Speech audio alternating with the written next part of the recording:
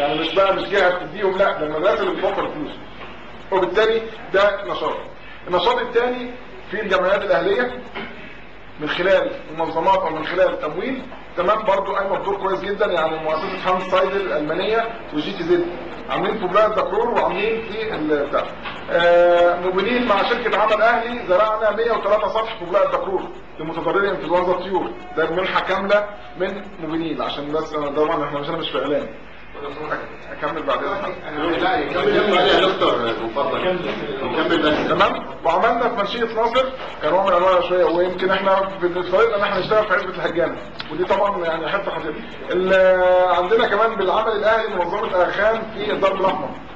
ابتدينا ان احنا طبعا لما رحنا عرضنا الموضوع كان فيه معارضه، ولكن لما ابتدوا عملوا نظام صغير احنا بنقول للناس ابتدي بمساحه صغيره وجرب وشوف الكلام اللي بيقولوه صح ولا غلط. تمام. كنت لسه اول امبارح موجود هناك. تمام. قرروا ان هم يستخدموا الاسطح اللي موجوده عشان المنظر بتاع حديقه الازهر لما بتيجي تطل عليه اللي راح من حديقه الازهر بيبقى منظر طبعا وحش. فالحته دي كل الشريحه دي هتتاخد ويطوروا الاسطح بتاعتها وتبتدي تتزرع عشان تبقى متضامنه مع البتاع، وفي نفس الوقت هياخدوا المنتج يبيعوه في حديقه الازهر.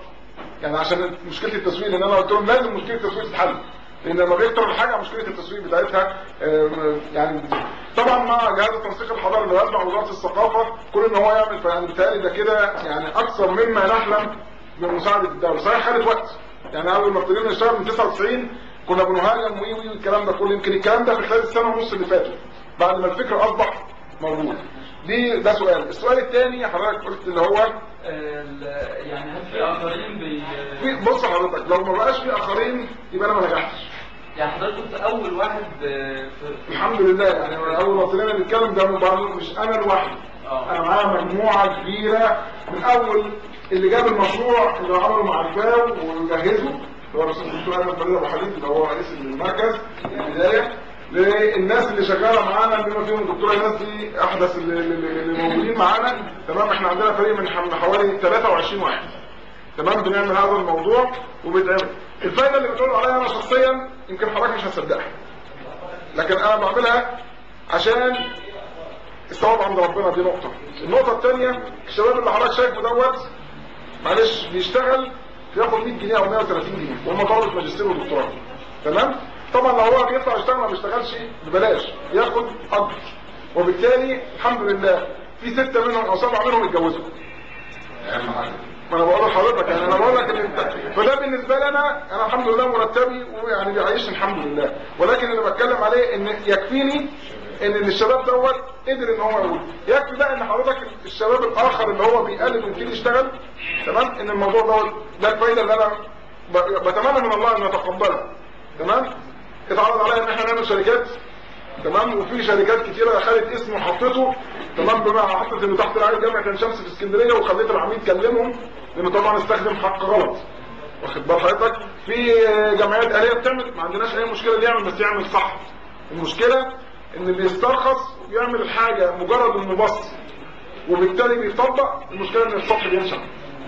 واخد بال حضرتك. يقول لك ايه طب ما نجيب جراكن ونحطها ما بيعملش فتحه صرف، لو عمل صرف بيعمله على السطح وبالتالي بيعمل مشكله. فالقصه مش قصه الارخص، القصه على السطح لازم يبقى في بروكوشنز معينه لازم نعملها.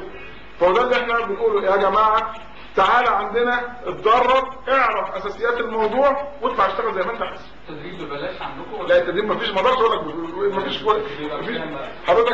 احنا لما بنعمل الفرد بيتكلف 100 جنيه.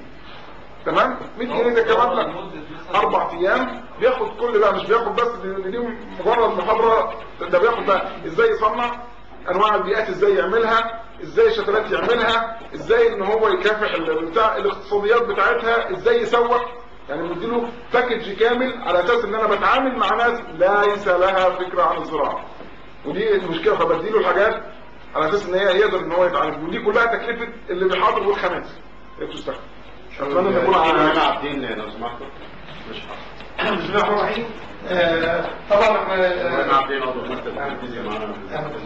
طبعا بنرحب بحضرتك جدا طبعا ومبسوطين جدا. طبعا انا ببشر حضرتك ان الجامعه انا يعني النهارده كنت يعني بقول للشباب الجامعه ان في محاضره عن نظام التخصص. قالوا لي ان احنا مقدمين مشروع في جواله في مسابقه جواله كبيره جدا. كليه الحقوق مقدمه مشروع عن زراعه التخصص. دي بدايه كويسه جدا ان احدى مشروعات الخدمه العامه عندنا في الكشافه طبعا الاستاذ فؤاد الاستاذ الرجال ان احنا ايه بداوا يخش في هذا المشروع. الامر الثاني احنا كحزب عندنا مشتل مساحته على النيل على طول مباشره مساحته حوالي 100 متر في منطقه مميزه جدا في منطقه المنيا ويعني مساحه وعندنا صور فيه وعندنا حاجات زي كده. احنا بنفكر نعمله مركز وعي بيئي من الممكن نعمله مركز تسويق لمزارعين الاسطح من الممكن نوضع فيه بعض الافكار بتاعت الطلبه اللي حضرتك بتقول عليها بس احنا يعني بنطلب حضرتك وممكن الدورات والندوات اللي حضرتك بتعملها ان انت حضرتك يعني احنا كحزب طبعا انا هقترح مثلا اقتراح على زملائي في المركز التنفيذي ان احنا نكون احدى مراكز اعداد هذه الندوات ان شاء الله نساهم فيها نخفض عشان نخفض تكاليفها شويه بدل ما هي تبقى 50 يعني مش مراد الربح. فاحنا يعني طبعا بالنسبه للحزب حاليا مبدئيا كده بنرحب بحضرتك طبعا بالمشتل ومشروعات افكار حضرتك بالمشتل بالاضافه لان احنا عملنا هذه ايا كان. شكرا. دكتور محمد سامي. حضرتك المدارس الجديده مثلا في الاساطير المنير مدارس مش حاجه ضخمه دي. دلوقتي انا مجلس امناء المدارس وزاره التعليم حضرتك احنا لما نيجي نزرع الاصل طبعا المدارس تدرس عليه ما فيش امكانيات عندها. ايه السبيل الوحيد؟ والله يا فندم مدارس القاهره طلعت فلوس برضه كانوا نفس الكلام لما المحافظ امر بان تطلع 5000 جنيه من كل مدرسه طلعت 5000 جنيه. انا بقول لحضرتك انا بتكلم انا فوجئت انا توقعت لما يجي يقول الكلام دوت ان مش هيحصل. الفلوس طلعت. ازاي ما اعرفش؟ يعني هو القاهره مش زي الجيزه؟ لا يبقى انا بقول لحضرتك انا بقول لحضرتك التنميه يا ريس راي ايه البديل؟ ما هو حضرتك ما معهاش حاجه ما هو لازم في امكانيات ما هو اذا كان من خلال جهه مموله واخد بالك زي اليونسكو والحاجات ديت مع الموضوع او تقدر انها تعمل دواء. يعني في حضرتك المنظمه الالمانيه طلبت ان احنا نعمل 5 مدارس في منشيه نصر هي مهتمه بالمنطقه. الهيئه الانجيليه عملت بعض المدارس تمام. يعني اقصد ان المدارس ليها علاقات لازم سبونسر يعني سبونسر يعملها ما هو بس عايز واحد يتحرك. كون انها مدرسه مجرد ان هي بتقدر تقدم على حاجه ليها ساوند بتلاقي جهه تمولها. لكن مش هقعد واقول الحاجه دي لغايه عندي تاكد هتبوظ تاني. لو ما كنتش تعبت عشان اوصل ليها مش هتستمر. لكن لو تعبت بحافظ عليها وبعتبر ان دي حاجتي. ماشي حضرتك اللي موجود في منها في ولايه دكتور ومنها في منشيه ناصر وفي هي شارع الزمالك اساسا اللي هي الهانس سايدل. هانس سايدل اللي مش عارف 7 أو 75 في شارع اسمه حسن صبري كده حسن صبري اللي هو سعد الطارق. حضرتك عايز اخد راي حضرتك يعني احنا لو استخدمنا التكنولوجيا ديت طبعا لما باجي ازرع في السطح باخد طبيعي لا ولا ايه؟ لا مفيش معاش طمي خالص. مفيش في البدايه طمي لا مش طبيعي. طمي مشاكله كتير. طب ده كويس. طب حضرتك ايه رايك لما ناخد جزء من الصحراء ونحط فيها التكنولوجيا دي يبقى في زراعه ليها سكه ثانيه خالص. حضرتك دي بقى شغل الدكتور بتاعنا بقى. ليها نظام صوب وحاجات ارخص تكلفه من اللي انا بتكلم عليه. ولكن انا قلت زراعه الاسطح ليها اهداف تمس اهالي المدن.